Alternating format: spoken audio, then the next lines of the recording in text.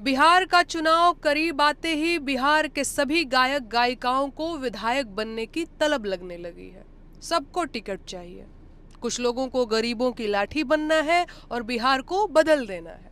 कुछ लोगों को मोदी जी में भगवान दिखने लगा है, लेकिन बिहार को बदले बिना ये भी नहीं मानेंगे। ये सब पलायन जरूर रोक देंगे। वाह भाई वाह। बिहार पिछले तमाम सालों से अपराध और भ्रष्टाचार में डूबा हुआ है। हर साल जहरीली शराब से मौतें होनी तय हैं। रोजगार मांगने पर छात्र जानवरों की तरफ पीटे जाते हैं। एग्जाम होने के बाद पेपर आउट होने की खबर आना दस्तूर सा बन गया है। मरीज अस्पतालों के बाहर लाइन में मर जाते हैं और दुर्भाग्य प्रबल हुआ तो अस्पताल का मुंह देखे बिना ही स्वर्ग सिधार जाते हैं। बाकी पुल तो खैर गिरते ही रहते हैं।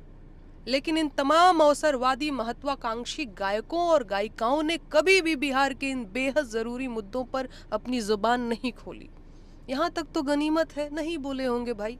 भोजपुरी की नाक काटने से फुर्सत नहीं मिली होगी। लेकिन इनकी मौका परस्ती और बेशर्मी का आलम यह है कि राजनीति में आने का निर्णय लेने के बाद भी ये बिहार की समस्याओं पर बोलने से पहले टिकट मिलने का इंतजार कर रहे हैं। क्या ये तमाम भैया जी और दीदी जी लोग बिना टिकट मिले बिहार की समस्याओं पर बात नहीं करेंगे, या अभी पार्टी के एजेंडे के मुताबिक समस्याओं का चयन करेंगे? इन्हें बेरोजगारी और पलायन नहीं दिख रहा है, या लाठी खाते विद्यार्थी नहीं दिख रहे हैं?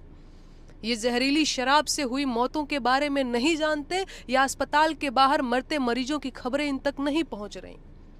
अब सुनिए सीधी बात, तो सरकारी मंचों की मिठाई खा लीजिए या सरकार की आंखों में आंख डालकर सवाल पूछ लीजिए। चापलूसी और सवाल जवाब एक साथ नहीं हो सकता। जनता गरीब है, बदहाल है, लेकिन मूर्ख नहीं है। उसे आपकी सेवा भावना का भी खूब आभास है और आपकी महत्वाकांक्षा भी उसे बाकायदा मालूम है।